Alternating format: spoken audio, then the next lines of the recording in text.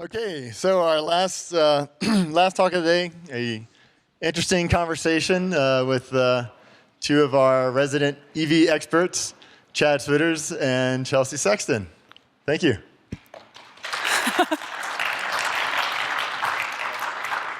I've been having a lot of fun. I've enjoyed the speakers. There's been an awful lot of talk about Tesla. Just a little bit. You want to talk about something else? Sure. Maybe some of the other auto manufacturers. Tesla's original mission, it recently expanded, as a lot of you probably know, but the original mission was touched on by George earlier this morning. In fact, I think he showed pretty much exactly the same slide. It's about more than Tesla. It's about more than the car. Part of the reason being Tesla can't do it on their own. They're just too small. They really want to change the whole industry, and there's another more recent thing from their website. They're trying to get the whole industry to change their approach to transportation. But that means we got to get the other automakers involved. And the automakers, I wouldn't want to live in their world. It's insanely complex. And I'm not even talking about building the cars and sourcing all the parts and building the factories and distributing them and stuff like that. Just even once you decide, okay, here's a car, we're going to build this car, we're going to sell this car, there's still a whole bunch of non-car considerations that they have to keep in mind. It becomes this profit maximization scheme. And it's extremely important because they're not just trying to eke out extra dollars because they're greedy. They're trying to stay in business. It's high capital, it's long lead times, it's really fairly low margins for most of them. It's a really tough business, and they can't just say, that sounds like fun. Let's spend $1 billion in 6 years and see if we make any money or not. And especially, I think one of the biggest and most difficult pieces of this is in all 50 states, they are legally required to sell through dealers, which are separate entities. And if you can't sell your own product, it's not, gee, do consumers want an electric car? It's, will dealers sell an electric car? And it takes more time to sell, less service revenue, more work for less money. How many do you want? Yeah, I mean, what's interesting is the data so far actually shows that doesn't take longer to sell an EV, but that's the perception. And when it comes to the dealers, we're very much rubbing up against the perception that it's harder and that they can't make money and it's not going to be worth it. And so they don't even go down that path. The few that do actually find it to be a lot easier and make a lot more money, but it's very few that are willing to even start down that. Basically, dealers are people too. The same perception issues that we have with consumers, dealers have for a lot of the same reasons. And it's hard for another auto manufacturer to come in and be able to sell directly, as we've seen with Tesla, and a lot of they can't even sell in all the states. And there's just a huge barrier to entry. Last successful one was in the 50s. So for an automaker, if you're trying to make money, the most obvious way is to sell a volume car. And basically the average, if you're doing a brand new car, it's going to take you 6 years and $1 billion. It's kind of a rough average number. $1 billion is an awful lot of money. That's 1,000 million. If you're going to sell 1 million cars, that's $1,000 you've spent on each car before you even start to build it, much less build it, distribute it, sell it, warranty reserves, and things like that. $1,000 per car is a manageable number. If you only sell 1,000 cars, that's $1 million per car. Now suddenly, the whole profit idea is very different here. This is why volume is so important to the auto manufacturers. And if you want to do the direct profit thing, you really can't do it unless you have high volume cars like this. This is a Toyota Camry. Looks an awful lot like a Toyota Corolla to me. I don't follow gas cars anymore. But very successful volume car. And one of the ways that it becomes a volume car is by doing a lot of things very well, but nothing really truly great, because that would be expensive. And it's trying to balance everything out, and especially the practical considerations like the price, the cargo carrying capacity, even things like the visibility out of the car. They all have to be pretty good in order to be a volume car. But not every car, obviously, is or can be a volume car. So there are other strategies that automakers can use, and these are strategies rather than cars. I'm going to show cars as examples that are kind of following strategy, although almost any car is some actual combination of strategies. One strategy is the halo car concept, where Dodge creates the Dodge Viper. And they're not going to sell a whole ton of them, and they're probably not going to make money directly on the Dodge Viper. But now there's a lot of people that think of Dodge as a performance brand, where before the Viper, they definitely didn't. So it drives more people to the showrooms first to see the car, where now the dealers have an opportunity to sell them a more practical car. And it changes the perceptions of the brand, so they're more likely to select a generic car from the brand rather than an almost identical generic car from another brand. Because the auto industry is so mature, has been going on for so long, it's still evolving, but there's a lot of elements of commoditization, and the products from the different manufacturers are very similar. There's also something called a Conquest Car, because it's saturated and you can't really get new customers. Where do you go? Especially you got to compete with used cars as well, so you can't go way down on the price level. What a lot of manufacturers try to do is try and steal cars from other brands. Because a lot of people are brand loyal and they'll keep buying the same car as long as they're reasonably happy with it. One way to try and break that is to try and offer something that your brand didn't offer before. This is fairly new. Mercedes, they're pushing down the price for luxury cars. And this has been very successful in terms of Conquest. What they do is measure how many people buying this car didn't have a Mercedes before. And this is one of the highest numbers in the market. This isn't exhaustive. I'm going to show you an example of every strategy. But another one in 1984, Dodge came out with the Caravan, the new minivan. And now suddenly they've got a brand new type of people hauler, and a lot of families are saying, hey, this is really cool, this works for me, this hauls my family and my stuff. And GM used to sell a lot of the big vehicles. And all of a sudden GM said, oh no, we're losing our customers because somebody else has a new Conquest car. So now we've got to create a defensive car. So in 1985, they basically cobbled together the GM Astro, entirely different sort of car than a minivan, but they positioned it in the same general space. It didn't attract new people to the brand like a Conquest car does, but it kept some of the existing GM loyalists buying a GM car rather than switching brands. There's also versioning. If Subaru or Toyota can't justify, based on volume, their own sports car, they can work together, and then they each only have to sell half as many in order to be able to make some money. Any other strategies that are relevant, or?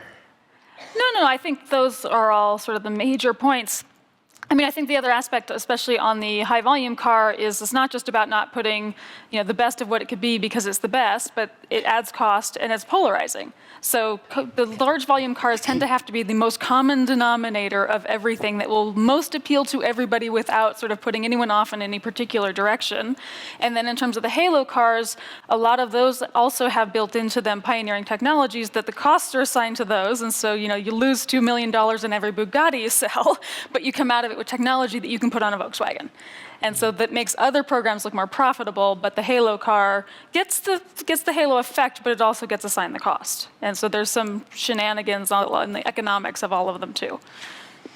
So these are all strategies that automakers can use to try and get a return on their investment. Even if they're not selling of some of these different types of cars, if they're not selling enough directly, hopefully it's building up the brand, it's drawing more people into the showrooms, it's reducing their costs. In some way, it's contributing to the bottom line.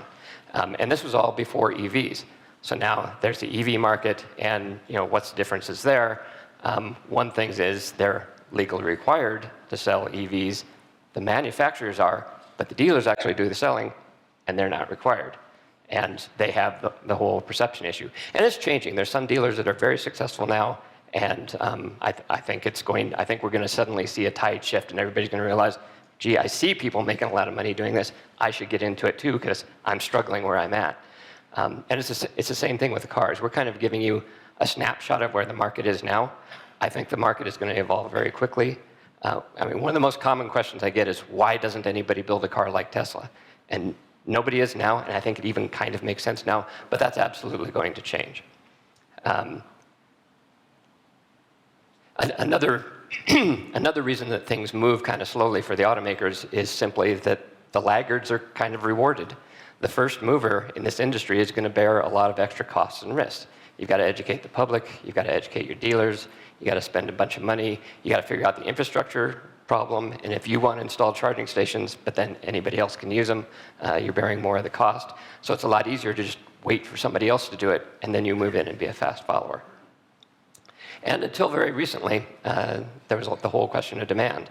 There was a lot of people, even a lot of EV advocates, that were very worried that if somebody tries to make a volume EV, will it sell? Will the buyers really show up? And until recently, I'm mostly meaning when the Tesla Model 3 was unveiled, there's still people who are questioning it and saying, oh, but they just reserved it. They can get their money back. They're not really going to go through with the purchase. Well, and this remains the only example in the 100 years of automotive industry where the industry has required that demand predate and continue to exceed supply. So in no other example has demand been in question, because the model of all things retail is we're going to build something and then convince you that you want it, whether it's an SUV or a hydrogen car. But when it has a plug on it, it's absolutely the reverse model. Mm-hmm. And I think a lot of it comes down to the whole risk thing. They're just very risk averse, and they're used to producing basically the same product that all the other companies are using. This is very different. They don't want to be the ones to have their head on the platter.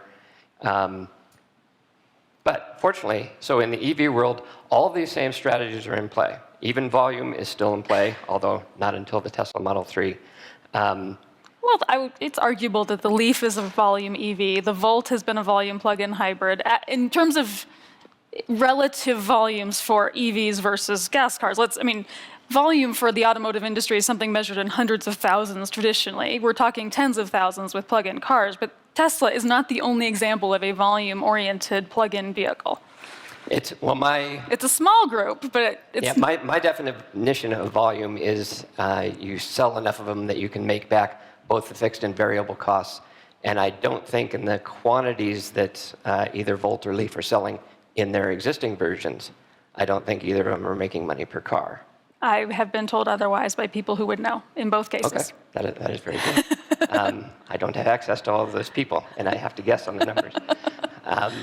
And especially, I think part of the problem with the Volt was they rushed it out, and their initial build per car price was too high. But I think that's a lot of what they did with the second gen, was reduce that number. So hopefully they can sell it at the lower numbers and get a higher volume out of it. But anyway, the other ones, EV halo cars are still around, just like ICE halo cars. BMW i8, great example. It looks really good. It's got good performance. It's really expensive. Doesn't have any of the practical stuff. You can only carry 2 people. You can't carry any cargo. Visibility is really poor. But it doesn't matter, because they're not going to sell a whole bunch of them. The idea is to draw people into the showroom and make them think more of the BMW brand. Yeah, and given how it looks, John Volker is known to say that it would sell just as well if it ran on powdered baby seals. Conquest cars still exist, and I think the BMW i3 is one of the best examples of that, where now BMW is suddenly making a car that does something BMWs didn't do before. It's very ecologically friendly, if you will. And there's a lot of people going to the BMW stores that have never been in one before. And their Conquest numbers are absolutely huge. A whole bunch of the buyers of this have never bought a BMW before. The thing that the dealers were afraid of was, okay, but what if I sell this and I just lost one of my BMW sales? I don't want my existing buyers to buy this. So then now they got to change something, try and make it so existing BMW buyers don't buy it. That's one possible explanation for why the styling on this looks different than... What's interesting about the Conquest, yeah, that's a possible explanation. EVs are Conquest by definition. So across all brands, even though that one looks the way it does, across all brands, all plug-in cars in this country are 2/3 Conquest sales. So every brand is achieving that, even with relatively non-polarizing looking vehicles. Well, especially Tesla. Almost every Tesla right. sold is a Conquest car, because they didn't exist before. But and there's, I consider this a defensive car. Basically, Ford made the Focus be almost exactly like the Leaf specs, except it doesn't have fast charging. And it doesn't have much of a trunk, because they just stuffed the batteries in the trunk to do it really fast. Which was a good, Ford, in a way, they spent very little money on this, and then they've got a couple plug-in hybrids. They're very popular cars. For very little money, now they can offer 3 different cars.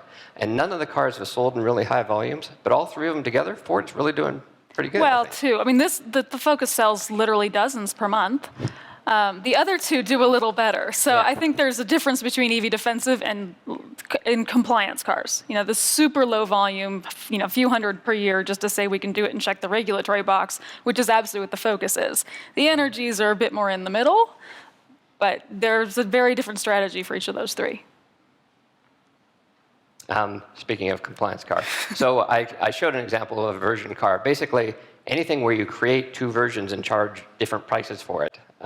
It's a part of a versioning strategy to reduce your costs in building it, but maximize the amount of profit you can extract from the people buying it. In order to get to high volumes, you have to sell the low cost ones, but you want to draw more profit out of the more highly packaged ones. So if somebody is saying, okay, I only am going to make this because I have to, you're going to do it the absolute cheapest way you can because you want to lose as little money as possible. I mean, this is basically completely precluding the idea of making any money. They're just saying, let's lose as little as possible. And so like what they did, they took an existing car, they crammed in an EV powertrain, and they only sold it in limited areas in California. They actually didn't even sell it. It was lease only. And then as soon as they got to the numbers they were legally required to get on the road, then they stopped making them. Too bad, because people that drove it It's a really fun car to were really in drive. love with it. So that's all the pictures of cars I have anyway.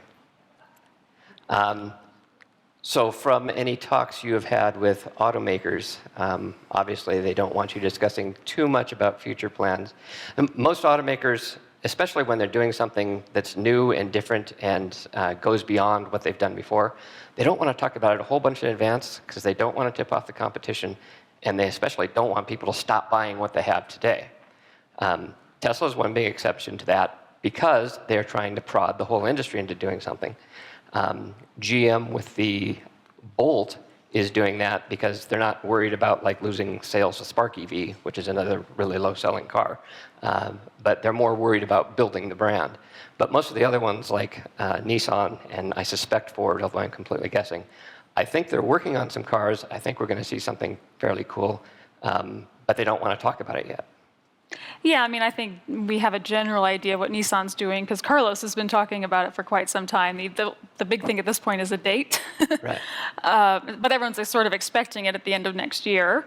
Ford, I suspect, is getting a little too much credit for what everyone assumes they're working on. I look forward to seeing something from them. Mm-hmm. Yeah. Otherwise, we're still, it's been an interesting 6 weeks or so.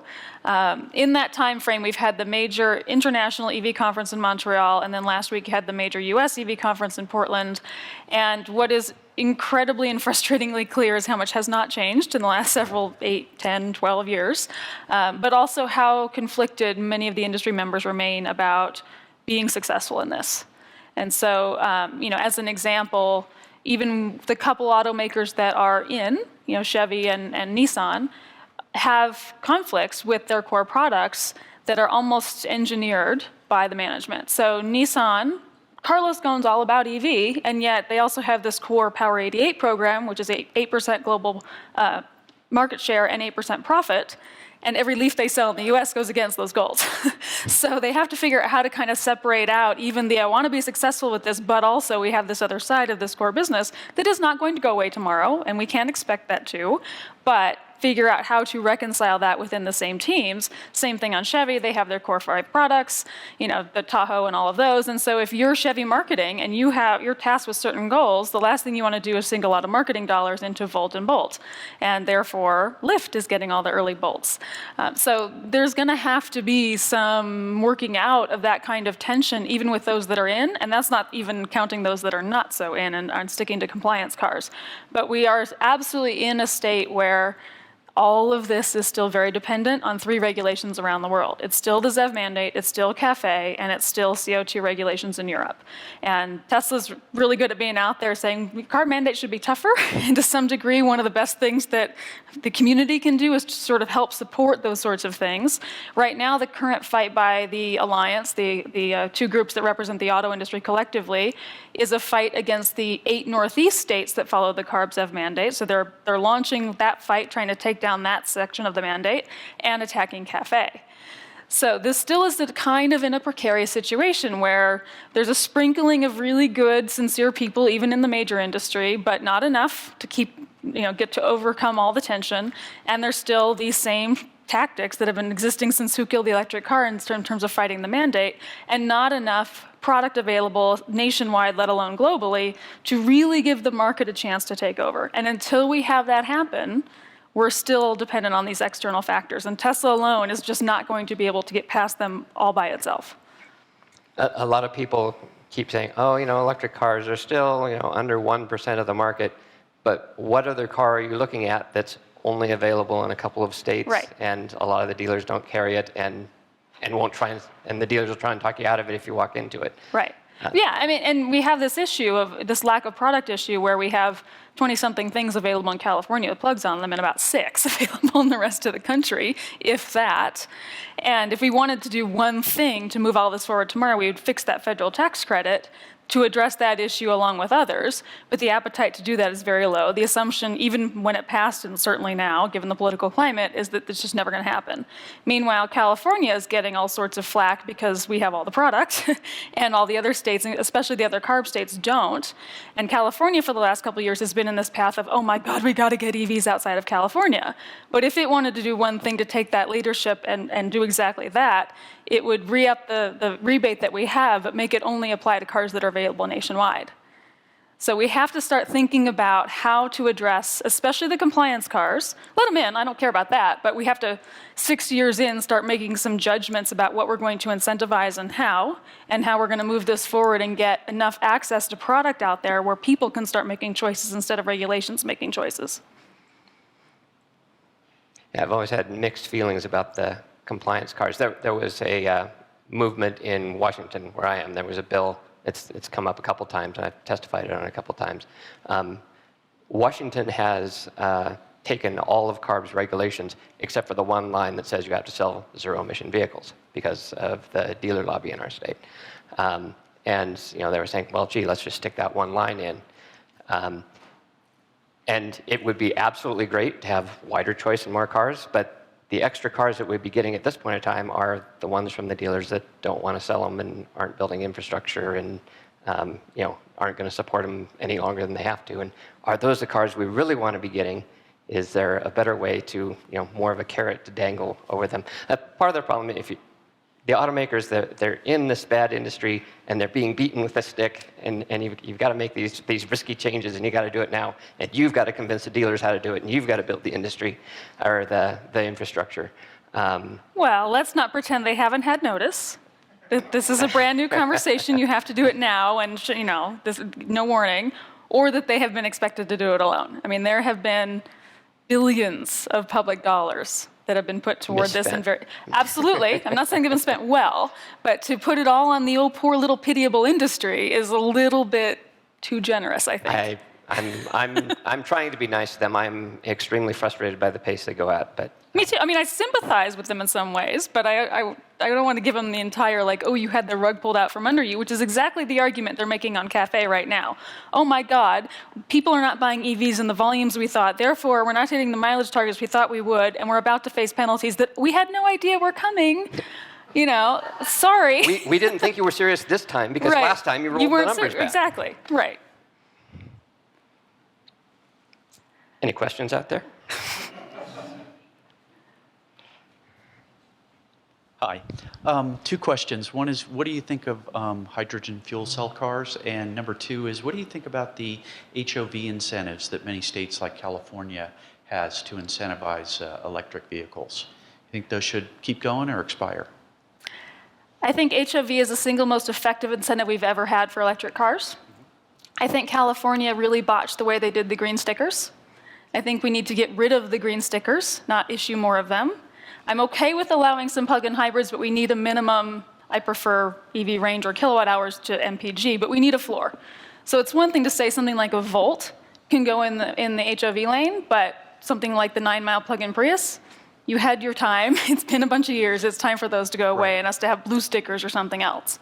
Right, but you are in favor of keeping the white stickers. Maybe Yeah. the green stickers sunset in 2019. I'm in favor of keeping this scheme. I absolutely understand the crowding issue. Yeah. I think there are a variety of ways to handle it, whether color schemes and raising the floor, but also for every sticker, white, green, or otherwise, could have a 3-year time frame, so everybody gets the benefit for a little while, but no one gets it forever. There's a whole bunch of different things that can be done, but we have to be more willing to have that conversation, and we have to quit treating every incentive by the same parameters. We have to assess them all and what they're meant to do. So the HOV sticker was originally meant to promote electric commuting.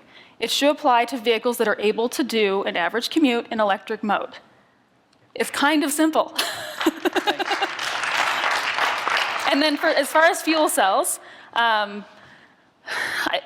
the degree to which California continues to disproportionately support them frustrates me and always has. At the same time, given the volumes that are out there, it's not necessarily the hill I want to die on.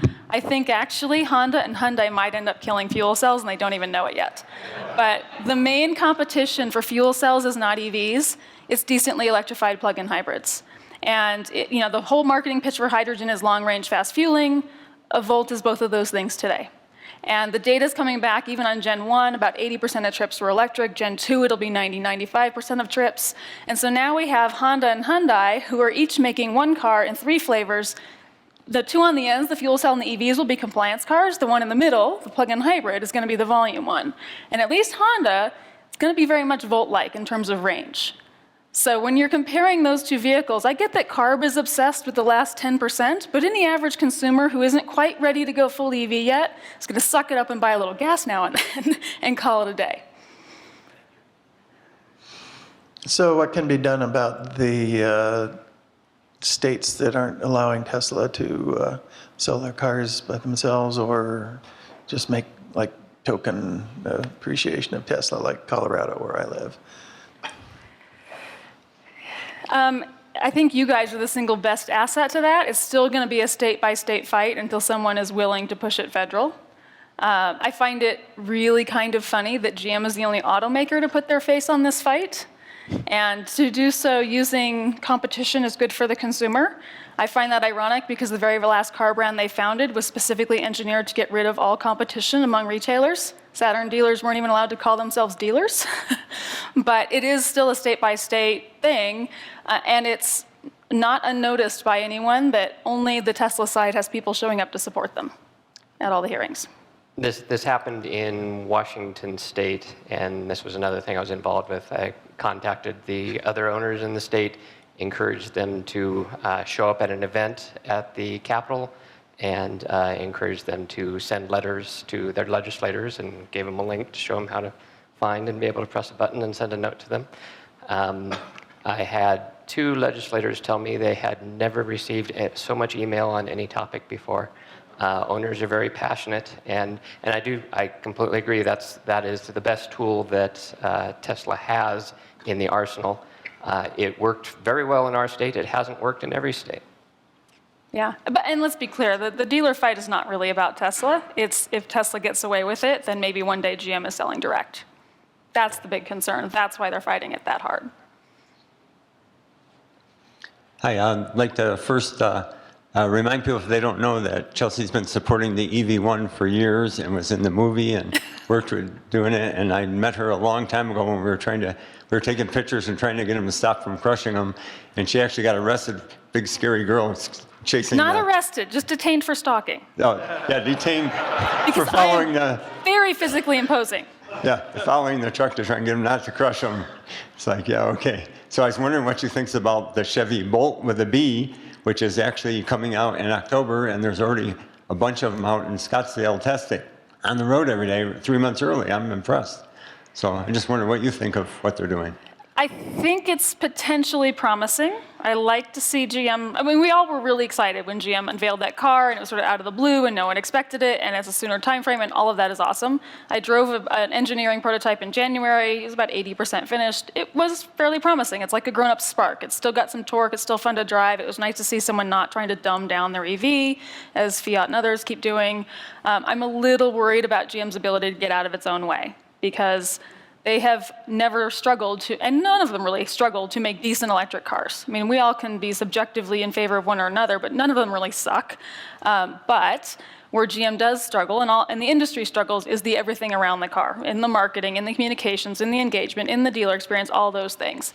And I've been helping National Geographic with one of their series for about a year now, and one episode is very much around the Bolt. It'll air in October or November. And so we've done a lot of interviews with GM along the way. And one of the questions to Pam Fletcher, who's the chief engineer and program manager of all things electrified for GM, we said, you've engineered what looks like a very promising car. What else has to happen to be successful with it? Very much a softball question. It's Nat Geo, let's face it. And she could have answered it in 100 different ways. Dealers, incentives, customers showing up, utilities, whatever. She said, nothing. That scares the crap out of me. and that is the unfortunate part. And it's not unique to GM, but the Bolt will have that category of the market to itself for probably at least 2 years, let's face it, because assuming it comes out on time at the end of this year, assuming it hits dealers and retail anytime soon, the next closest thing, even if they're on time, will be Leaf Gen 2 and maybe Model 3. That first year of sales, GM will have entirely to itself, and people will hold that category of affordable, fairly long-range electric cars responsible for whatever Bolt does in terms of success, and it'll take a whole nother year for anyone to disprove it, even reservations for Model 3 notwithstanding. So I'm a little bit concerned about the bigger picture implications. It's the same thing as everyone initially used Leaf sales as the barometer for the entire appetite for EVs. So it's unfair, but it will happen, and we all have to play a little bit of adult supervision and calibration with media and analysts on that front. But I want to see them succeed, and yet I'm a little bit nervous too at the same time. Yeah, plus no DC fast charge network to enable long-range travel may be an issue for them as well. What Mary Barra says and what GM does will be two different things. But it will also only charge at 50 kilowatts. So even though there will be networks out there, it's not going to be a supercharged capable car out of the gate. So what was the coolest thing you saw in Montreal or in the US show? What was the thing that got you the most jazzed? Unfortunately, those are two of the more frustrating conferences, I have to admit, just because it was so much same song, second verse. I think the exciting part is how many other non-usual suspects are still really trying to make a go at this. And in the middle, in between those two, I spent 3 weeks driving a Tesla 2,500 miles around New Zealand, doing dozens of events to promote EVs. And it is us 10 years ago, but with at least 3 more layers of complexity we don't have to deal with. So, and what was interesting is it's exactly the same advocacy and enthusiasm and all those things. And that's what's still most encouraging to me is the community and the entrepreneurs and everybody, and the sprinkling of people within the industry who kind of go, yes, I'm buried in a company that just doesn't get it. I'm going to try anyway, because we need those people too. So it's the individual people who get it that keep me from burning out too much over 20 years of doing this. But there's still a lot of work, and it's going to be at least 3 years of kind of dark times. And I know everyone's sort of very much looking forward to 2022 between cost parity of batteries and dozens of models coming, and that's all awesome. It's getting to that point that will be a challenge. And we are 6-7 years into this generation, and there is absolutely a possibility of, in a few years' time, folks kind of going, you know what, guys? We've given you a decade to convince the government and the public and the manufacturers that EVs are the thing to do. It's time to move on to something else. And we have to keep that from happening. Well, every political administration has had its technological darling, and we've rinsed and repeated between EVs and ethanol and hydrogen and back and forth over and over and over again. So something else may not be objectively viable, but it won't necessarily keep it from happening. Isn't one of the biggest problems with the dealers that they make 80% of their revenue from service, and the EVs just won't fill that 80%?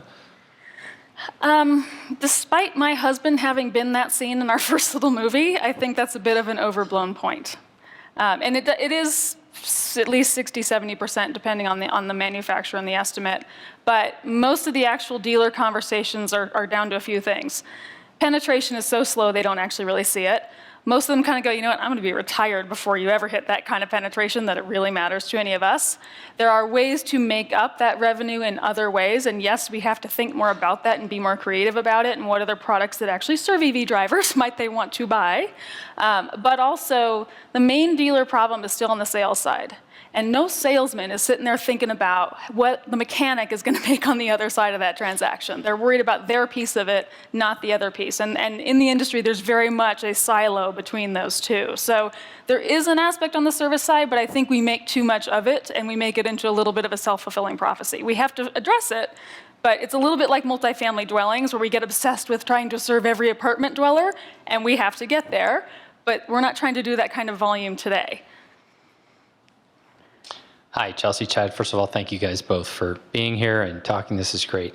So I think a lot about the advocacy piece, the political advocacy piece on EVs, and have for years. And personally been frustrated with, some friends at Tesla that don't really have an answer when I say, how can we mobilize this vast, we have this community and it's wonderful, but we're not legions. We've got 300,000+ people that are about to be potential advocates. What can we do, independent of the company itself, to give them the tools they need in their states? I really do think it's a state level thing, to mobilize, and without having, you two and whatever handful of us, sort of go state by state. I mean, is there a way to not automate it, but just, is there an online tool we could build that tracks what's going on and says, when this, it's hard, it takes a lot of work, I think, but have you given any sense to that? Does it take money, time, people? What can we do? I don't think there's any one thing we can do. Mm-hmm. I think there's a number of things that have to be done, because there's a number of deficits in the market, the way it's set up. One of them, like Plug-in America, has an owner database. You don't even have to be a member, but if you sign up for the newsletter, which you can later turn off, they can keep track of you by zip code. And if there's any legislation going on in your area, then they'll send you an email, and then to contact your legislators. And that's been very helpful on a number of issues. The personal thing that I like doing best, and I think is, because I think it solves the most problems at once, is simply trying to stimulate the demand side. We have to get consumers interested in the car. If there's enough consumers demanding the cars, I think the industry is going to sort out all the other problems on their own. Mm-hmm. But the biggest thing is, it's hard for us to realize in this room with the experience we've had, but most Americans have not been in a plug-in car yet. They haven't tried one. They still don't, maybe they've heard of Tesla, maybe they've heard they're fast, but they still, in general, think they're kind of punishment cars. Take them for a ride. And, and it's great. I go to some meetings where it's a bunch of EV owners, and we're all talking to EV owners, and it's kind of fun. We're not getting any new converts that way. Right. We try and go out to things where there's a farmer's market. Go down to the farmer's market, park a couple cars, talk to people as they walk by. If they show interest, take them for a ride. It's a slow process, but it's by far the most effective one, I think. Yeah, no, absolutely. I mean, it takes a driver to make a driver, is the Plug-in America slogan. And we know that it's the single most effective thing that people can do. I mean, even George said it this morning, just put them in the car. Right. That's where you start. Just put them in the car. And it doesn't really matter which car, but whatever you have access to. So if you're a Tesla driver, that's great. If you aspire to a Tesla and you're driving something else in the meantime, that's fine too.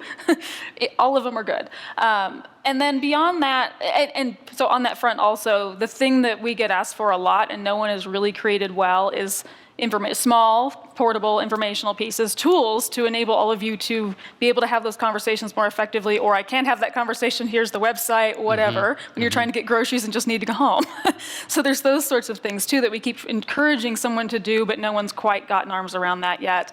In terms of sort of the bigger pieces, the more legislative pieces, there are some state-by-state opportunities. I really do, the more I think about it and have been obsessing about it for a while, I think the focus has to be on those two incentives, fixing those. And the federal one, regardless of who wins, we still have to fix it. And one way that would help all of you is those incentives should be pooled. So right now it's $200,000 per manufacturer. Fine, set aside 25 for the manufacturers that have been building toward a program and it's not out yet. But there's too many manufacturers that are sitting back going, you know what, I got my 200,000 set aside, I don't have to rush. Those should be pooled so that those that want to put cars on the road faster have access to more of those credits. That helps Model 3 people. Yes, that's a great idea. So that's one change that needs to happen. The rebate needs to happen. It has to be nationwide availability. There's like 6 or 7 things on my wish list. But if we want to do one thing, we would focus on that. And we would get Tesla from a policy standpoint to focus on that because they stand to benefit more than any other manufacturer on the planet. But it will help all of you also. And if it can't be federal, then pushing powerful state incentives like California can help shoehorn the other side. But we have to get more things built and more support for those that are building things. And same thing on the CARB ZEV mandate. I mean, it is one of the few regulations around the world that is having anybody build cars for anybody for any reason. And that has to stay strong. And Mary Nichols, especially in the wake of the first film and stuff, is fairly aware that people are paying attention, and she'll make comments in the board meetings and stuff about how we can't dumb down the numbers because people are watching us. There's still things like the travel provision where car companies can put cars on the road in one state and get credit in all of them, which is part of why everything goes to California, because why bother sending it to Oregon or Washington or the Northeast or wherever? So there's those sub-things that still have to be kind of shorn up. It's supposed to go away in 2018, but obviously there's lots of lobbying going on. But supporting and paying attention to that and help to get those that word out, so when we need letters sent to Connecticut, we can mobilize that, is important too. So it's exposure to other people in your networks and test drives and those sorts of things, but it's also picking the few high-level, mostly policy-oriented things that can move beyond their little section of the world and really supporting those, I think. Thanks, guys. Since my husband and I have had EVs since the Forever EV1, and ever. Forever and ever, yes. I think one of the things I've noticed is people need to talk to people or see people regularly who are driving EVs. I mean, we now have people on our block, one block, we've got 2 Tesla Model S's, our Roadster, there's a Fiat 500e, there's got to be a Leaf someplace in there. But I mean, just, yeah, and that's people who have seen us drive by every day for 20 years, or whatever, less than that now. But I think that you also have to, when we first got our Tesla Roadsters, somebody coined the term Tesla time. You always had to add Tesla time to whatever your time was to get someplace, because wherever you parked, somebody was going to come up and ask you a question, and you had to be willing to talk to about it. I see a lot of people around who have the Model S now who do not have the, they don't want to talk about it. Yeah. They just want to get out of the car, go in, come out, leave. Right. They don't care. They don't look sideways when they're driving. They don't know. I guess what I feel is they don't know how lucky they are. That may be true. It's also a sign of success. Okay. Yes, Still. and that's part of why I do think that at a minimum, if we had some basic tools, like they're not willing to have that conversation, but here, I mean, Tom Hanks used to buy copies of our first movie and hand them out for exactly that same purpose. I'm not going to have the conversation, go watch this, when he was driving around his AC propulsion car and stuff. So that part would help, but yes, not everyone's going to be a part of it, and at the same time, there are nearly 500,000 plug-in drivers in this country of all stripes. There's a lot of them that would. And so the more that we can harness all of them from all brands to sort of row in that same direction and be fairly inclusive about it, we'll get a good chunk of them that do very much feel like they're helping to co-create the success of plug-in cars in a way that does not apply to any other model. And that's how it happens. It's those that are willing. And Tom Hanks' Scion is still on the road. Yeah. It lives in my neighborhood. Perfect.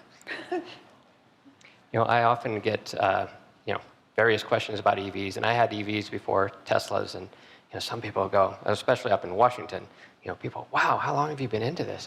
I've been working on electric vehicles for about a decade now, but are you at 2 decades?